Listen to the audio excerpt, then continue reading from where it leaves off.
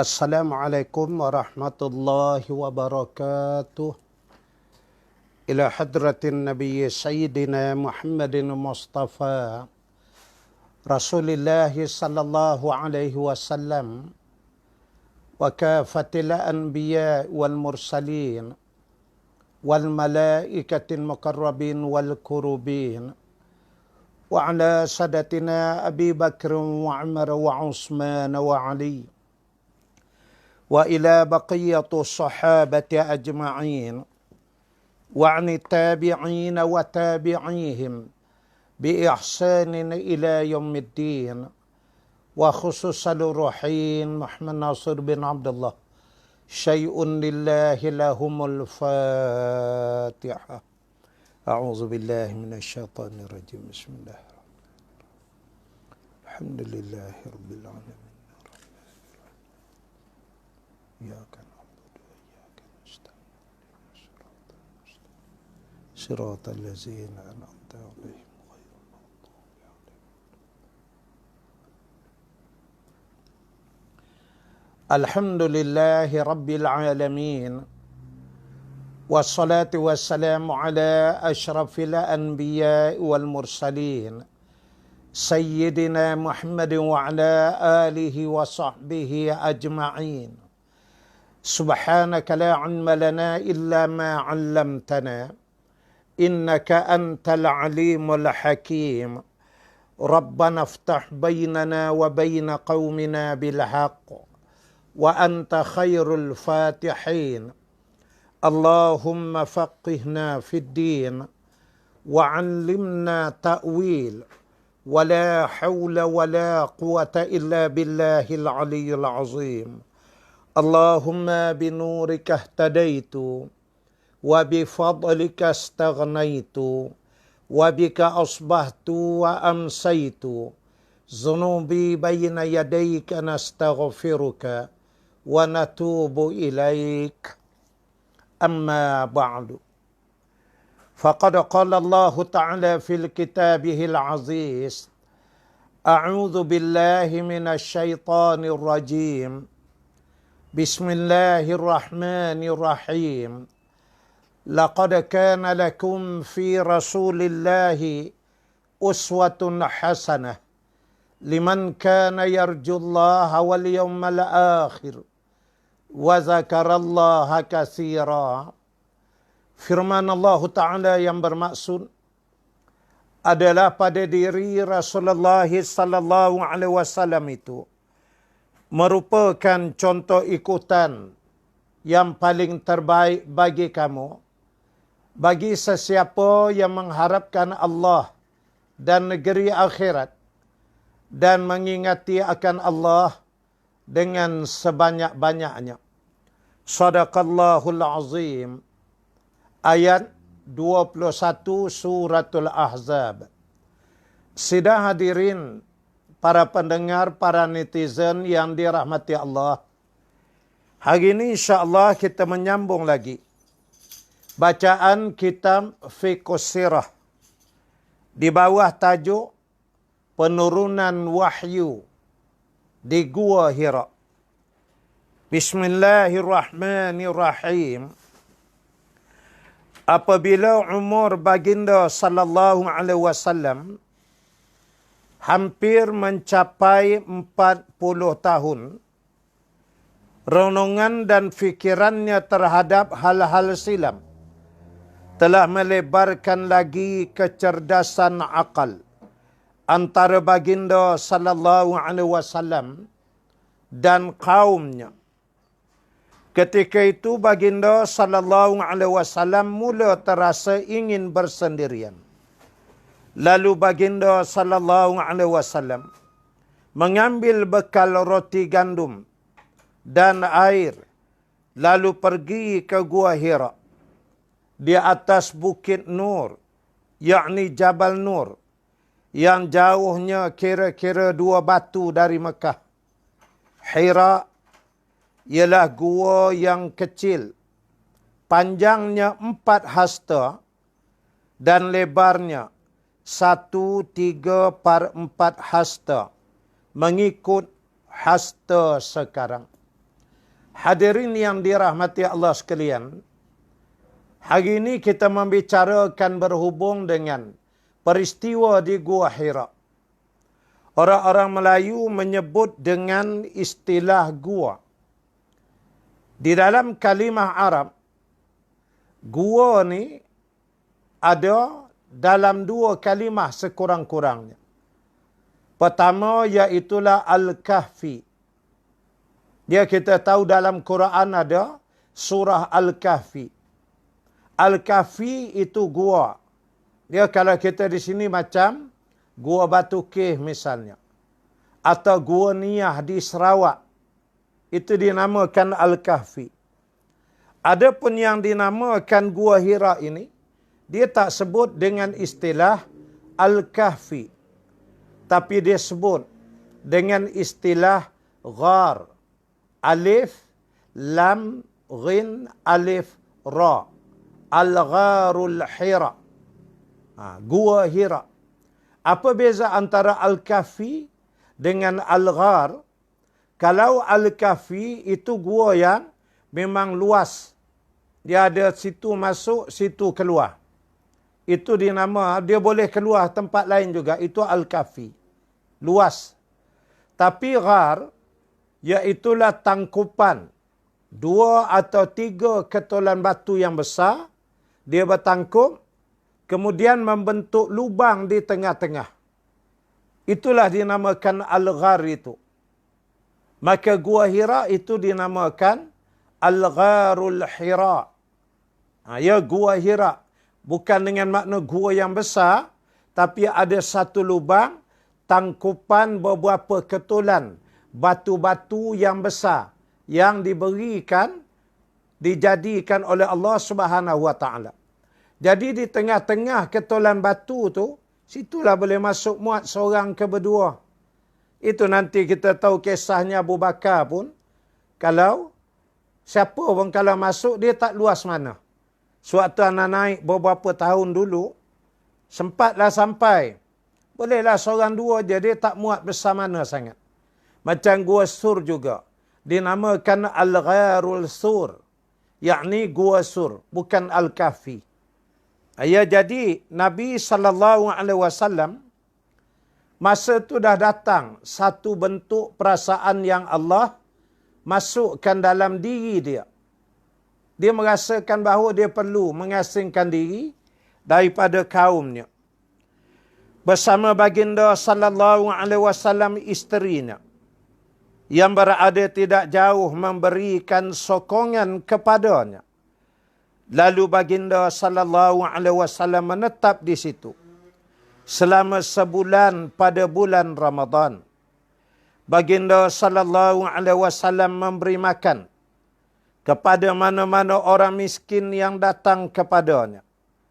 Baginda SAW menghabiskan masa beribadat dan berfikir tentang alam sekeliling yang dapat disaksikan dan tentang apa yang ada di sebalik alam ini, iaitu kekuasaan yang mengadakannya. Baginda SAW merasa tidak yakin terhadap pegangan kaumnya yang berupa akidah syirik serta gambaran yang teraba-raba. Sayangnya, baginda SAW tidak mempunyai jalan yang jelas serta cara tertentu dan hala tuju yang dapat menimbulkan ketenangan dan kepuasannya. Ya, di mana dalam Alhamdulillah. Dalam hal ini Rasulullah SAW sudah merasakan, macam dapat tahu dah bahawasanya apa yang dilakukan dan disembah oleh kaumnya adalah merupakan perkara yang tidak betul. Dia tahu. Tapi cara mana nak pimpin kaum ni? Macam mana cara dia nak bawa? Kalau hidayah macam mana? Yang tu dia belum ada. Tapi perasaan tu sudah kuat. Yang Nabi dah mula naik dan berada di atas. Dia kawasan Gua Hira ni berulang alik membawa bekalan yang diberikan oleh Khadijah binti Khuwailid radhiyallahu anha ummul mukminin pada masa itu, dan bagaimana dalam perjalanan bertemu dengan orang miskin, Nabi masih memberikan makan kepada orang-orang miskin yang memerlukan. Dan memang kalau perjalanan naik ke atas tu, saya sendiri pun melihat ramai juga, setakatnya saya jumpa tak kurang 6 orang. Gulungan-gulungan fuqara wal masakin. Mula daripada bawah tu, mula nak mendaki sikit, bawa ke kaki bukit, naik lagi. Sepanjang jalan tu kita berjumpa dengan jarak-jarak yang tertentu, ada-ada je. Orang-orang susah, orang-orang miskin yang minta sedekah di situ. Dia kita boleh beri kalau kita nak bagi. Jadi Rasulullah merenung ke dalam diri. Merenung ke alam. Melihat matahari, bulan, bintang dan perangai kaum dia. Ini sama macam apa yang pernah dilakukan oleh Nabi Ibrahim AS. Dia Nabi Ibrahim juga merenung kejadian bulan, bintang dan matahari. Sabda Rasulullah sallallahu alaihi wasallam, "Tafakkaru fi khalqillah wa la tafakkaru fi zatillah fatahlikuh." Ya, hendaklah kamu merenung kejadian-kejadian yang dijadikan oleh Allah. Jangan kamu merenung akan zatnya, binasa kamu. Jadi mana hadis itu mengajar untuk kenal Allah, renung dan lihatlah kejadian-kejadiannya. Dan ini juga yang berlaku ke atas Nabi Muhammad sallallahu alaihi wasallam. Sebenarnya pemilihan baginda sallallahu alaihi wasallam untuk mengasingkan diri di gua ini adalah salah satu perencanaan Allah kepadanya sebagai persiapan baginya menghadapi satu urusan yang sangat besar. Mana-mana jiwa pun yang hendak berperanan mempengaruhi realiti kehidupan manusia dan menukarkannya ke arah yang lain, mestilah berkhulwah, yakni bersendirian terlebih dahulu pada sesetengah waktu serta memutuskan diri dari segala bentuk hiruk pikuk dunia dan kesibukan hidup ini. Jiwa itu juga mesti melepaskan terlebih dahulu dirinya daripada sebarang keinginan kecil manusia yang menyebukkan kehidupan.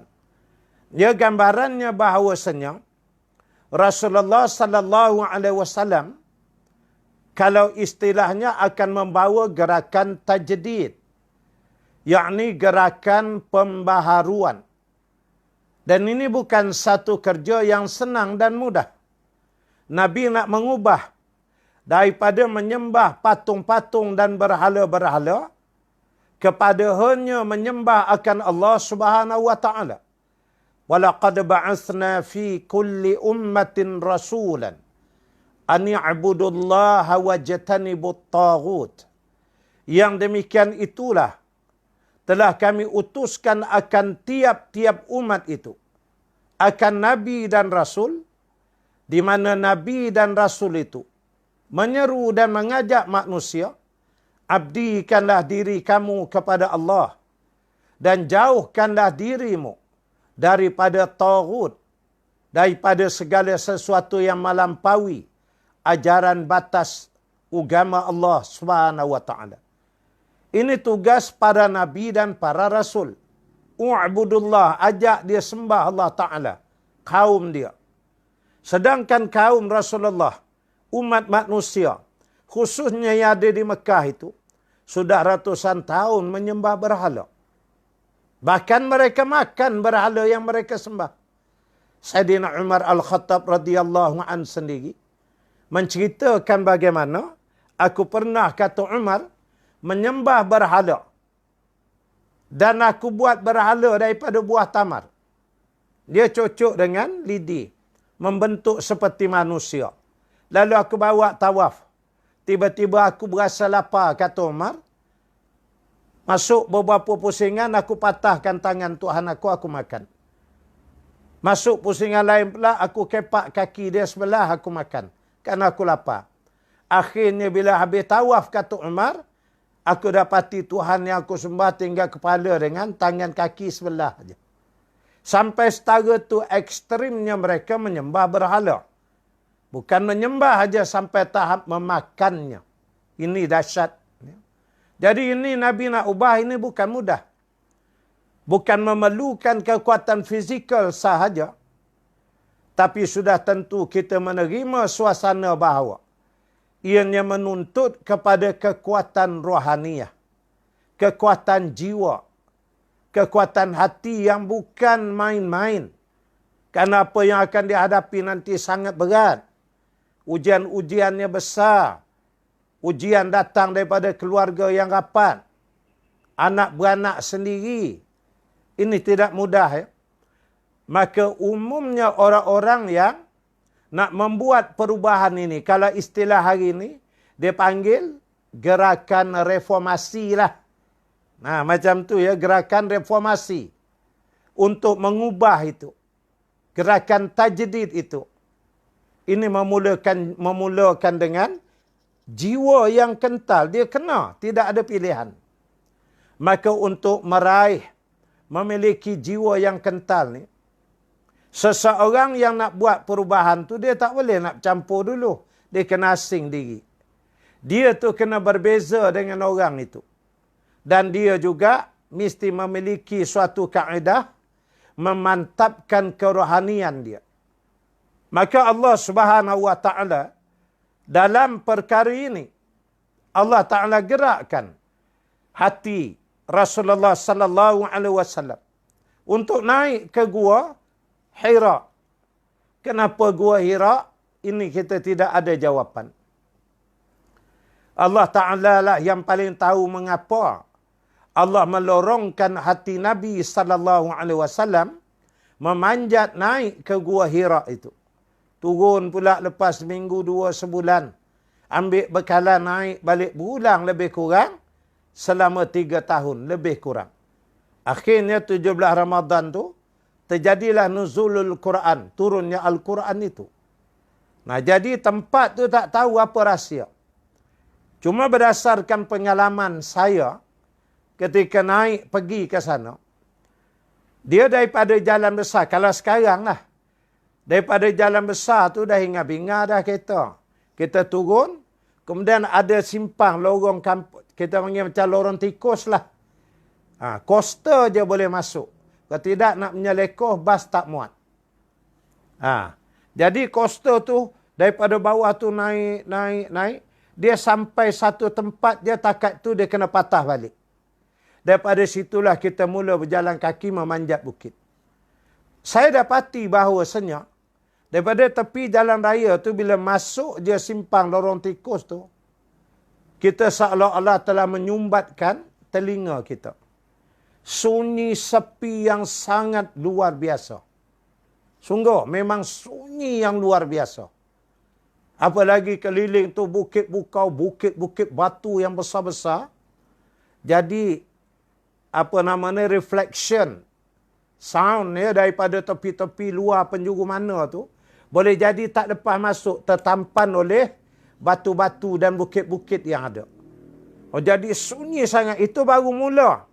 Lepas tu kalau naik ke atas lagi, kita turun coaster, ada 1 atau 2 kedai. Rumah adalah. Situ kedai tu dia banyak jual tongkat. Kerana dia tahu sebahagian besar yang naik tu memang jenis penyakit kepala lutut semua. So boleh beli tongkat, pakai tongkat naik. Anak sendiri pun beli masa tu. Jadinya nak menyebut bahawa sunyi. 1. Kemudian bila naik ke atas tu memang dah lah. Sampai suku bukit, sampai paras paruh bukit. Memang sunyi yang amat sangat. Hana berhenti tu waktu malam. Pada satu stage, satu tempat yang agak tinggi lah. Dah naik dah lebih kurang separuh bukit dah. Duduk berehat, cari batu menyandar. Menengok lepas. Ni pandangan bebas lepas keluar sana. Masya Allah, cantiknya, tenangnya.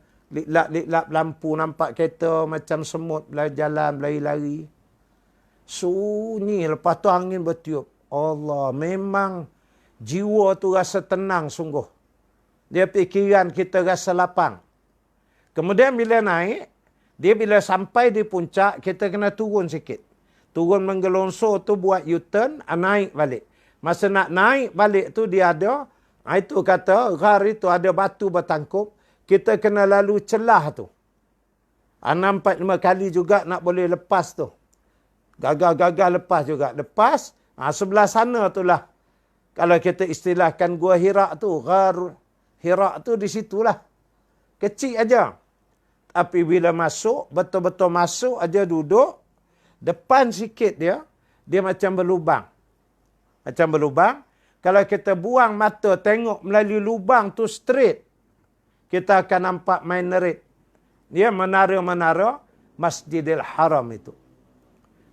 Jadi anak kira, boleh jadi, anak tak kata tepat ya, boleh jadilah agaknya. Sekiranya zaman Rasulullah dulu, Masjidil Haram tu belum dibina macam sekarang, menara-menara pun tak ada, maka kalau tengok macam tu ke bawah, mesti nampak Kaabah. Itu yang anak boleh predict lah. Dia memang boleh nampak Kaabah, dan tentulah Nabi dapat melihat patung-patung dan berhala-berhala yang penuh mengelilingi Kaabah, dan kaum dia yang sedang menyembah berhala dia pada masa itu. Tentulah merenung dan melihat itu, hati Nabi itu terasa gundah gulana, ya, rasa sedih, rasa sebab mikir macam mana lah, ya Allah, gitu. Ya. Begitulah Allah merencanakan untuk Nabi Muhammad sallallahu alaihi wasallam dengan memberikan perbekalan untuknya, memikul amanah yang sangat besar dan merubah keadaan di muka bumi ini. Membetulkan garisan sejarah. Nak anjak pertama paradigma.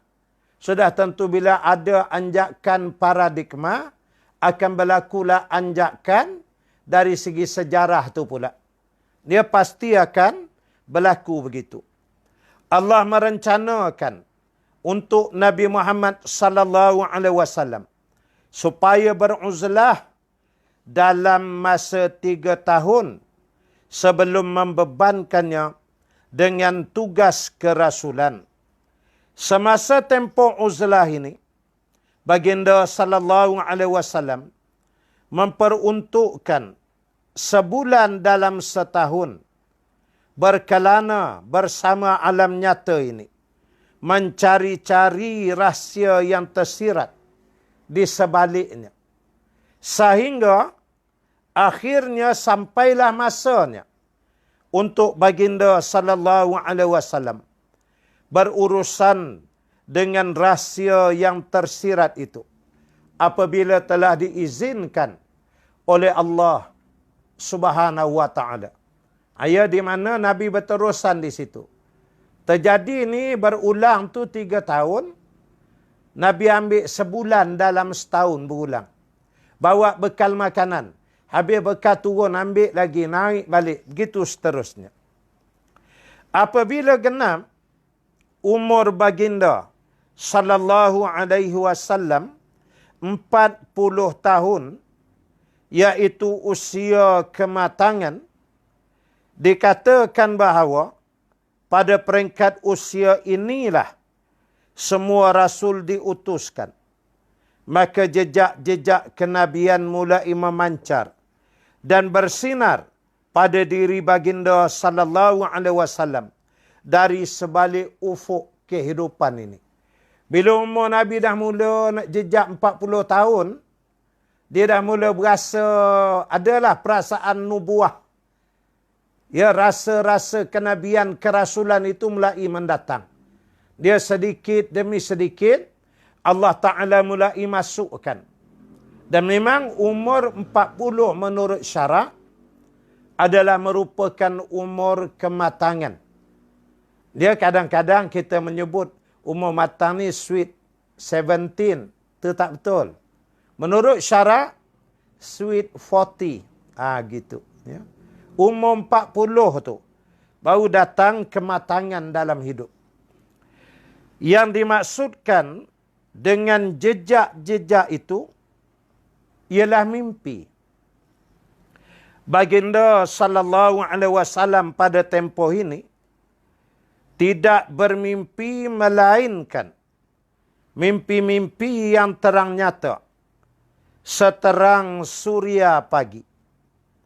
Hal itu dialami oleh baginda sallallahu alaihi wasallam selama 6 bulan. Tempoh kenabian ialah 23 tahun. Ya, 13 tahun di Mekah, 10 tahun di Madinah. Jadi dalam masa 6 bulan tu, berlakulah tu peristiwa-peristiwa pelik dan luar biasa ke atas diri Rasulullah sallallahu alaihi wasallam. Mimpi ini ialah satu bahagian daripada 46 bahagian kenabian. Sebab itu ulama-ulama menyebut mimpi boleh jadi menjadi petunjuk bagi orang-orang yang beriman dan bertakwa dan orang-orang yang dikehendaki oleh Allah Subhanahu wa taala. Bukan semua mimpi menjadi petunjuk. Tidak semua mimpi juga mimpi karut. Ya. Kadang-kadang dia memang datang dalam bentuk petunjuk. Itu maksud mimpi itu 1/46 daripada pecahan wahyu.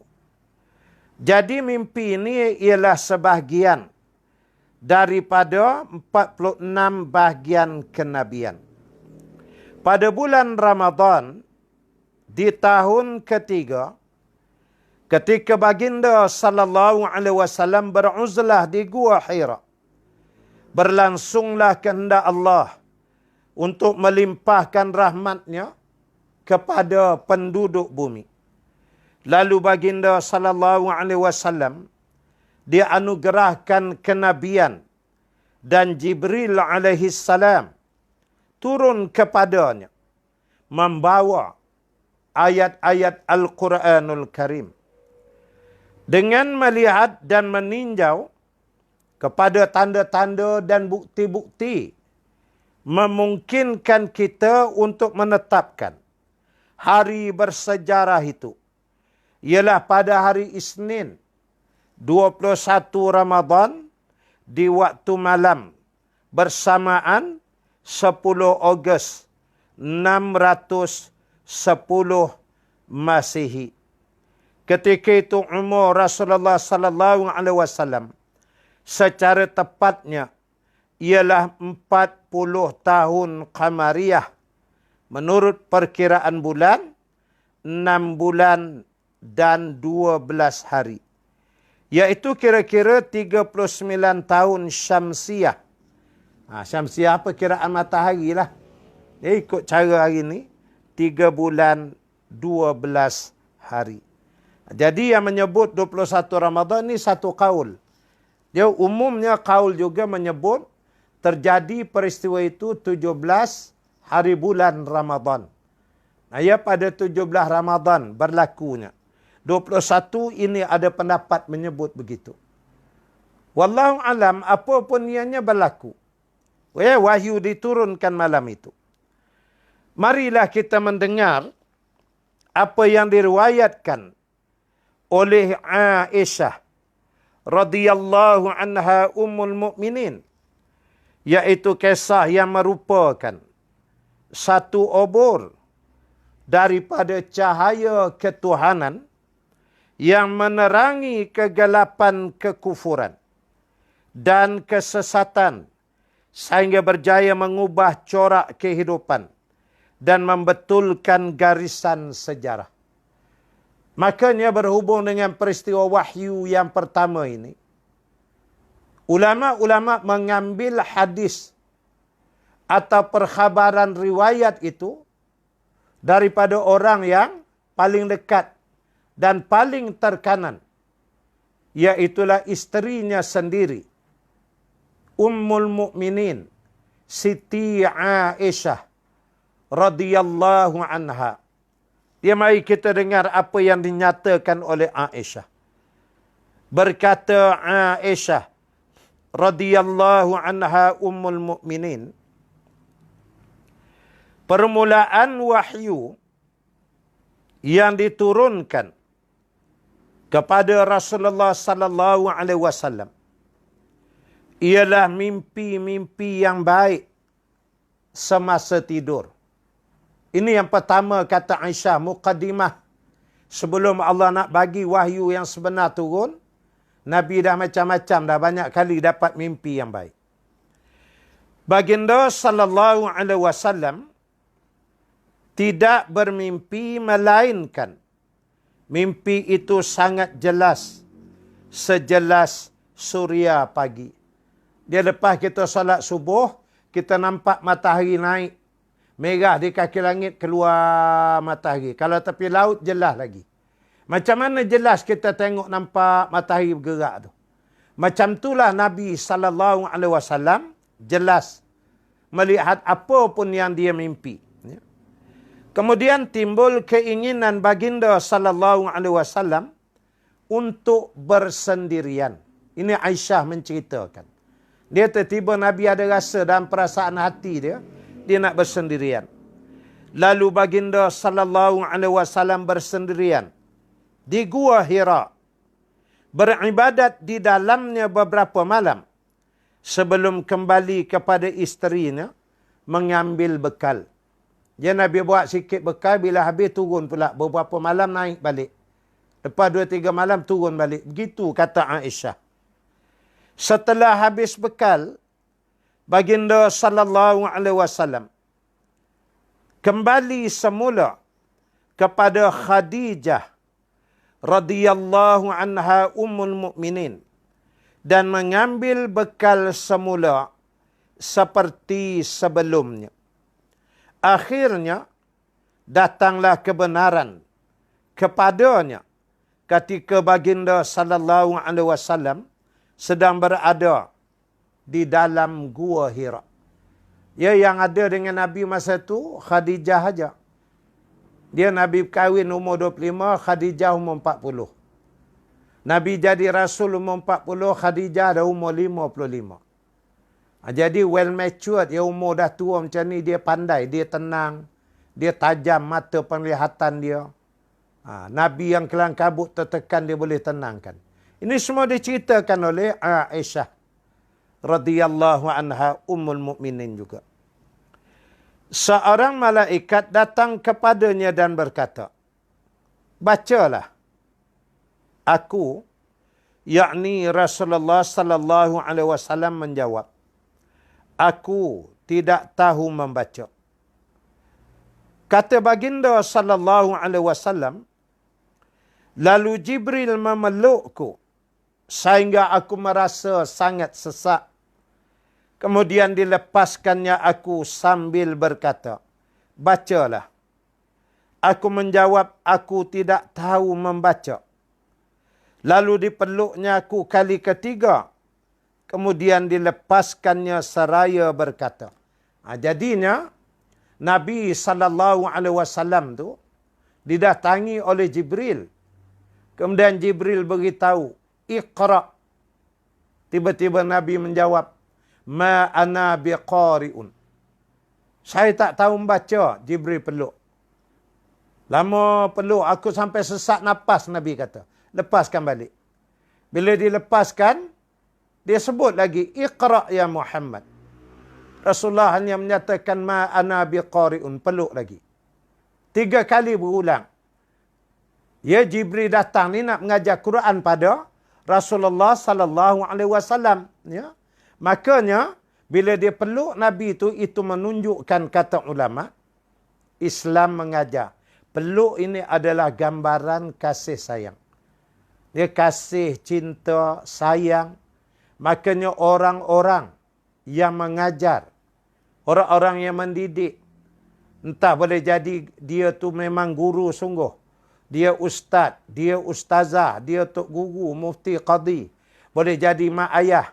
Dalam nak mendidik anak-anak, perkara utama dalam pendidikan ialah semangat kasih sayang kepada anak didik kita. Itulah gambaran simbolik dipeluk Rasulullah tu. Kalau nak mengajar anak-anak, kena ada kasih sayang ni. Kalau kasih sayang tak ada, Jadi kes bela lah jawab dia. Bagaimana telatah watak yang ditunjukkan bila kasih sayang tak ada. Seksa bela, dikejarkannya cukup. Sampaikan tangan cedera, daging terkupas. Dipaksa makan nasi sepiuk, sumbat sampai kawan tu muntah tak larat.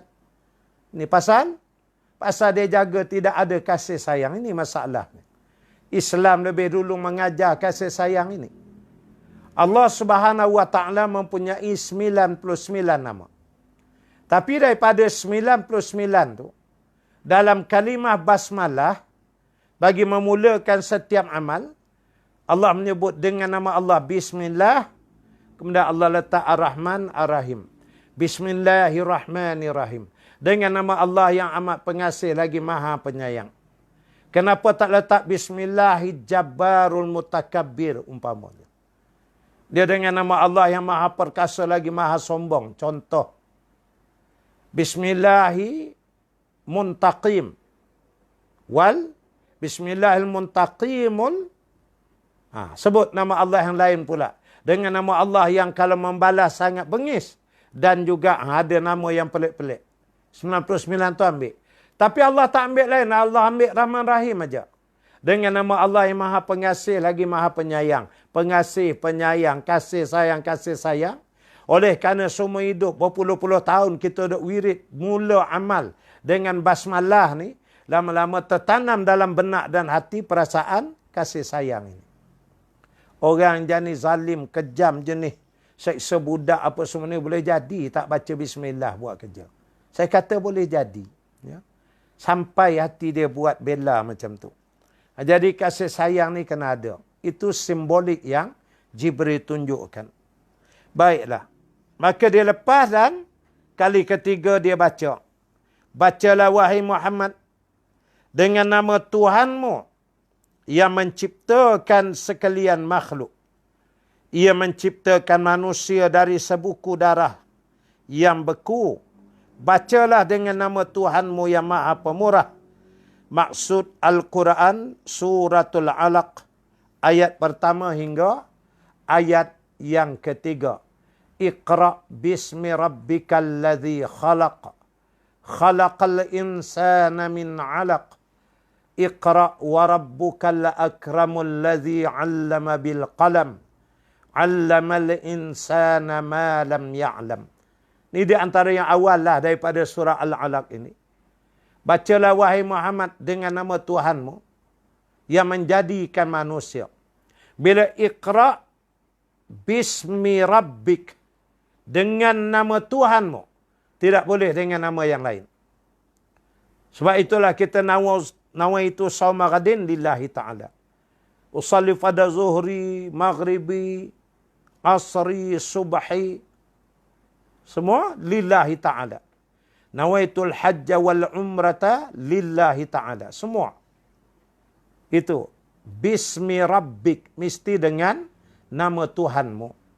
Jangan syirik. Lain pada nama Allah tertolak. Tidak akan diterima. Bismillah. Ar-Rahman. Ar-Rahim. Mesti nama Allah dulu. Ya. Jadi ini yang dia ajar. Iqra' bismi rabbik. Bacalah dengan nama Tuhanmu. Iqra' bismi rabbikal ladzi khalaq. Yang menciptakan. Cipta apa? Khalaqal insan. Yang menciptakan manusia. Artinya ayat Quran yang pertama yang diturunkan oleh Allah adalah ayat yang berhubungan dengan sains biologi. Ayat pertama turun bukan menceritakan mengenai solat. Tidak mengenai zakat. Belum mengenai sembahyang. Tidak juga mengenai jihad. Tapi ayat pertama yang turun mengenai proses kejadian manusia. Khalaqal insan. Allah lah yang menciptakan manusia. Persoalan embrio, air mani, proses kematangan, darah, beku, segala apa. Ini proses. Bagaimana Nabi SAW yang buta huruf boleh tahu cerita dalam perut seorang ibu. Situ menampakkan mukjizat Al-Quran ini. Menunjukkan Quran itu bukan Nabi yang tulis. Dia buta huruf. Hebat. Kerana itu salah konsepnya. Kalau sekiranya ada di kalangan kita ni, Dia kata, saya Ustaz, apa-apa hal anak saya sumbat masuk dalam pondok Ustaz. Dia tak tahu sains ke, matematik ke, apa ke. Saya tak peduli, itu pun bukan daripada Islam Ustaz. Ya. Yang penting dia jadi lebay tahfiz. Dia boleh hafal Quran. Ini matematik, bahasa Inggeris, sains, apa semua ni.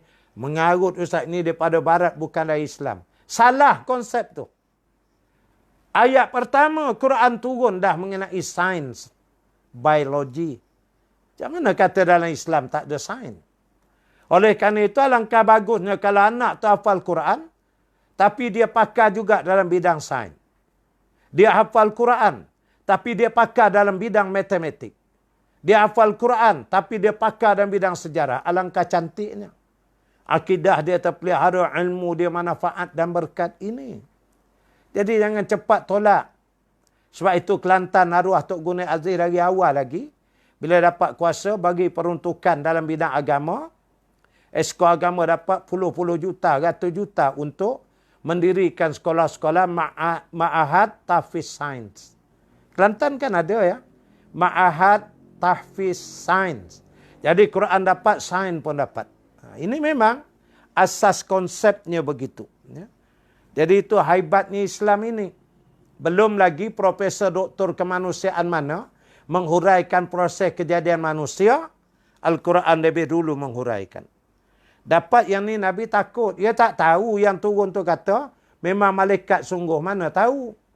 Nabi pun pulang dengan perasaan gemetar.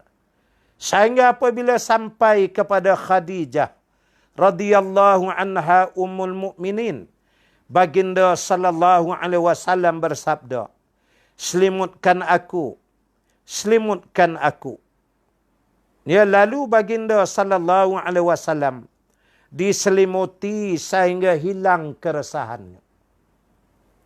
Dia turun daripada gua. Boleh bayang dalam keadaan takut menggelonsong macam mana, tak tahu. Belagi-belagi anak turun gua ni, Allah, tak boleh ceritalah. Dengan cemas, berdebar takut nak boleh sampai ke bawah. Daripada bawah dah sampai kaki bukit tu. Nak sampai ke rumah tu pula, nak berjalan kaki, berlari ikut lorong-lorong. Masa tu bukan ada rumah, bukan ada orang kawasan tu. Kosong, sekosong-kosongnya.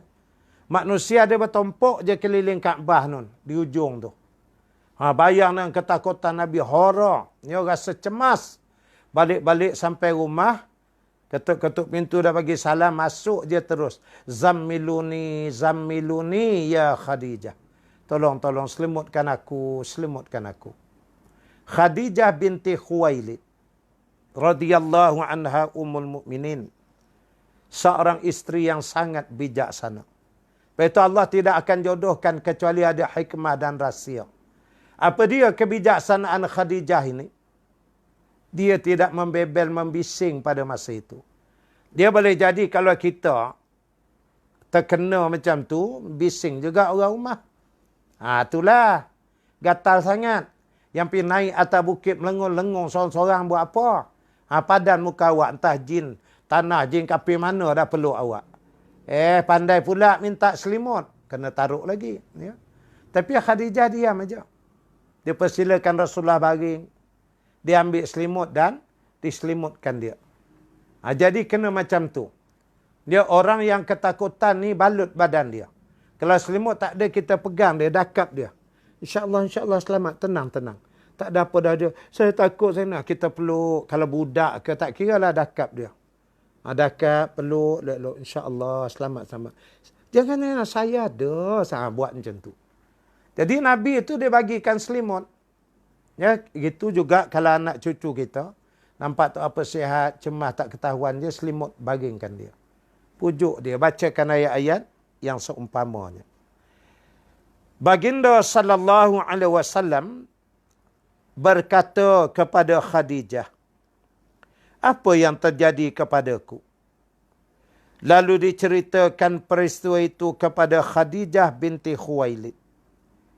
Aku bimbang sesuatu yang tidak baik berlaku kepadaku.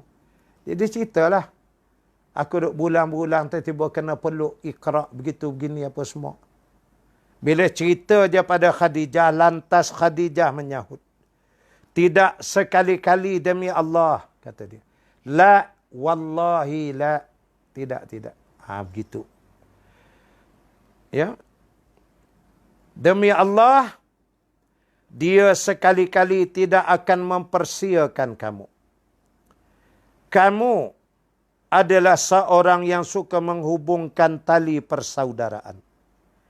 Menanggung bebanan orang yang susah. Menolong orang yang fakir. Memuliakan tetamu. Dan engkau selalu membantu sebarang perkara kebenaran. Inilah jawapan Khadijah. Dia jawapan yang benar-benar memberikan ketenteraman kepada suami yang berada dalam kecemasan. Dia kalau kitanya begini, Khadijah menyebut, tak bang, tak. Apalah abang, macam tu. Mana boleh abang beritahu kata, entah jin ke apa yang perlu abang, tak bang. Abang ni orang baik. Abang ingat orang baik macam abang ni Allah nak sia-siakan abang. Perangai abang, akhlak abang mulia sangat. Mana-mana orang putus saudara abang hubungkan silaturahim. Abang jumpa orang lapar, abang bagi makan. Kalau ada orang yang susah memerlukan abang, selalu tolong. Mana ada benda jahat abang buat? Jangan ngarut lah bang. Tak ada yang bukan-bukan tu. Tu mesti benda baik tu bang. Ini. Ucapan begini menyebabkan jiwa boleh menjadi tenang. Tu kata pandai Khadijah itu memujuk. Dia menyantuni Rasulullah dengan kalimah-kalimah yang seumpama itu. Menyebabkan jadi tenang Rasulullah dan menjadi seronok jiwa dia kembali kepada asal. Kemudian Khadijah radhiyallahu anha ummul mukminin membawanya pergi berjumpa Waraqah bin Naufal bin Asad bin Abdul Uzza, iaitulah bapa saudara Khadijah. Beliau seorang menganut agama Nasrani semasa jahiliyah. Menulis kitab dalam bahasa Ibrani. Banyak kandungan kitab Injil yang ditulisnya. Sebanyak yang dikendaki oleh Allah. Dan beliau seorang yang telah tua dan buta pula. Jadi bila tengok macam tu, Khadijah dah bagi tahu. Dia kata, sekarang begini wahai suamiku. Jom. Ayuh, ikut saya bawa pergi jumpa pak saudara saya. Waraqah bin Naufal radhiyallahu an. Boleh jadi dia boleh bagi nasihat lagi. Mari, pergi cerita kat dia, mari. Jadi Khadijah ni menjadi penyelesaian dalam rumah tangga. Ini yang terbaik seorang isteri. Jangan timbulkan permasalahan. Jangan benda kecil dibesar-besarkan. Cari jalan, bantu suami selesaikan masalah rumah tangga. Suami juga cari jalan, selesaikan kepelbagaian masalah yang ditanggung oleh isteri dan anak-anak. Itu tugas dan tanggungjawab kita bersama. Ya. Jadi Khadijah macam tu dia settlekan. Dia tak ada kutuk hentam macam saya sebut tadi. Itulah nak sangat ke gua padan muka awak. Tak. Jom, suami yang dikasihi, mari ikut saya. Lalu Khadijah bertanya kepadanya, yakni kepada Waraqah bin Naufal. Wahai bapa saudaraku, dengarkan apa yang anak saudaramu akan ceritakan. Waraqah berkata kepada Rasulullah sallallahu alaihi wasallam, wahai anak saudaraku, apa yang kau lihat? Cerita apa yang kamu alami? Baginda sallallahu alaihi wasallam pun memberitahu apa yang dilihatnya kepada Waraqah. Kemudian Waraqah berkata, itulah namus yang diturunkan oleh Allah kepada Nabi Musa. Alangkah baiknya kalau aku masih muda. Alangkah baiknya kalau aku masih hidup ketika kaummu mengusirmu. Lalu Rasulullah sallallahu alaihi wasallam bertanya, apakah mereka akan mengusirku? Jawab Waraqah, betul. Tidak seorang pun lelaki yang membawa seperti yang engkau bawa, melainkan ia akan dimusuhi. Kalaulah aku masih ada pada hari engkau mengalaminya, pasti akan kutolong engkau dengan sungguh-sungguh. Tidak lama selepas itu, Waraqah bin Naufal meninggal dunia dan wahyu pun terhenti. Jadi Khadijah bawa. Apabila sampai di hadapan Waraqah bin Naufal, Nabi pun ceritalah. Kena peluk, dia pun sebut ma'ana biqari'un, peluk lagi, iqra' begitu begini. Dengar semua, Waraqah pun bagi tahu. Haza namus, kata dia. Dia namus, iaitulah bahasa Ibrani, dengan maksud malaikat Jibril alaihissalam. Dia sebut dengan kalimah namus. Artinya dia kata sesungguhnya ini adalah Jibril, wahai Muhammad. Ini adalah malaikat yang pernah diutuskan kepada Musa, kepada Isa, kepada nabi-nabi yang sebelum kamu. Sesungguhnya kamu adalah nabi akhir zaman yang dinanti-nantikan. Sesungguhnya kamu akan membawa risalah penutup daripada Allah Qadir Rabbul Jalil. Alangkah baiknya kalau aku masih muda, aku dapat beriman bersama dengan kamu. Dan alangkah baiknya kalau aku masih ada, pada hari kamu akan dihalau keluar oleh kaummu daripada kampung ini. Nabi terus mencelah, adakah orang sebaik saya akan dihalau keluar daripada bumi Mekah ini? Waraqah menyatakan, demi Allah, wahai Muhammad, tidak ada orang yang seperti kamu sebelum ini yang membawa seperti apa yang kamu akan bawa ini. Melainkan mereka dihalau keluar oleh kaumnya sendiri. Dan aku sedih, wahai Muhammad, aku bimbang. Boleh jadi aku tidak ada pada hari engkau akan dihalau keluar daripada bumi Mekah ini. Lalu Waraqah bin Naufal menangis. Artinya hadirin para pendengar semua, peristiwa hijrah yang akan berlaku 13 tahun ke depan sudah pun digambarkan oleh Waraqah bin Naufal pada hari pertemuan pertama itu. Menunjukkan Waraqah ini membaca Taurah dan Injil, menulis kitab-kitab Injil, dan mempunyai maklumat-maklumat tepat berhubung kenabian. Dia yang pertama just to reconfirm bahawa kamu adalah Nabi dan Rasul bagi umat ini. Selesailah di situnya, maka balik. Balik tu wahyu tak turun. Tidak turun dah wahyu. At-Tabari dan Ibnu Hisham meriwayatkan hadis yang menggambarkan Rasulullah sallallahu alaihi wasallam keluar dari Gua Hira setelah dikejutkan dengan wahyu yang pertama. Kemudian kembali semula menyambung ibadatnya. Lepas pada itu Nabi dia ulang-ulang pergi lagi. Nunggu-nunggu kalau ada turun lagi wahyu. Setelah itu baginda sallallahu alaihi wasallam pun pulang ke Mekah.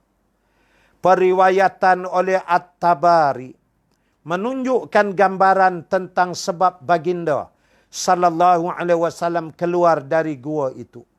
Nasnya adalah seperti berikut.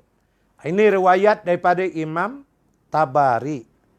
Rasulullah sallallahu alaihi wasallam menceritakan selepas menyebutkan kedatangan wahyu, tidak seorang pun makhluk Allah yang paling aku benci selain penyair dan orang gila atau orang gila. Aku tidak berupaya untuk memandang ke arah mereka berdua. Aku berkata, sesungguhnya orang yang jauh ini dimaksudkan dengan dirinya sendiri. Jika seorang penyair atau orang gila, pasti nantinya akan dibicarakan sampai bila-bila oleh orang-orang Quraisy. Biarlah aku panjat ke puncak bukit dan mencampakkan diriku hingga terbunuh agar dapat aku berlapang diri. Sabda baginda lagi, lalu aku pun keluar dari gua untuk melangsungkan niatku itu. Sehingga aku telah berada di tengah-tengah bukit. Aku mendengar suara dari langit yang berkata, Hai Muhammad, kamulah Rasulullah dan aku adalah Jibril. Lalu aku angkat kepalaku Tiba-tiba aku lihat Jibril alaihi salam dalam rupa seorang lelaki. Sama dua kakinya di ufuk langit sambil ia berkata, "Wahai Muhammad, kamulah Rasulullah dan aku adalah Jibril." Lalu aku berhenti merenung ke arahnya sehingga melupakan tujuan aku naik ke bukit itu. Aku tidak melangkah ke depan ataupun berundur ke belakang. Ini riwayat Tabari. Bila Nabi dah balik daripada bertemu dengan Waraqah bin Naufal tu, wahyu tak turun. Bila wahyu tak turun, terasa macam bersalah dalam hati Rasulullah tu. Apalah salah aku buat ni, Allah dah tak hantar wahyu pula dah. Salahkah aku berjumpa Waraqah dan sebagainya? Mula Nabi memikir-mikir. Akhirnya Nabi naik lagi ke Gua Hira. Tunggu, tak ada juga. Sampai tahap Rasulullah rasa kalau macam ni mati lagi baiklah. Bukan maksud Nabi nak bunuh diri. Tapi begitu pressure, ya tertekannya perasaan tak boleh nak gambar. Nabi turun dengan kecewa daripada bukit. Di perjalanan, terserempak dengan Jibril. Pada rupanya yang asal menurut riwayat, dua kaki dia di bumi sampai ke langit bersama. Lalu Jibril menyatakan, "Ya Muhammad, ya, ana Jibril wa anta rasulillahi hazihil ummah." Kata dia, "Wahai Muhammad, sesungguhnya aku adalah Jibril dan kamu adalah rasul bagi umat ini." Hanya pada masa ini baru Rasulullah tahu yang datang itu adalah Jibril, dan yang sebelum yang peluk pun Jibril, baru dia tahu. Sebelum dia tak tahu tu dia takut. Jadi bila sebut gitu dia dah tahu malaikat rupanya. Dia renung, dia tengok. Jadi aku nak ke depan pun terkaku, nak mengundur pun berasa tak sempat. Ketakutan ada, cemas pun ada. Kemudian aku memalingkan mukaku ke arah lain di ufuk langit, maka setiap arah yang aku lihat, dia tetap ada di situ sebagaimana aku lihat tadi. Dia jadi Nabi mengalih tengok berkeliling langit, nampak semua. Artinya Nabi SAW itu melihat dan menggambarkan besarnya malaikat Jibril ini. Sayapnya 70,000. Nabi kata dia depa 11 sayap, satu je dia buka masa tu. Tertutup separuh langit dunia ni. Ya, besar Jibril ni. Aku terus saja terdiam, kaku tidak berganjak ke hadapan atau berundur ke belakang. Sehinggalah Khadijah menghantar orang untuk mencariku. Jadi kita kata terkaku duduk situ tak gimana. Khadijahnya pula dia duduk sukat masa. Biasa waktu macam ni dia kata Nabi dah balik ni. Tapi tak balik juga. Lalu diutuslah orang untuk mencari Rasulullah. Puas mereka mencariku tidak berjumpa. Sehingga mereka pun pulang semula ke Mekah. Dan aku masih lagi tercegat di tempatku.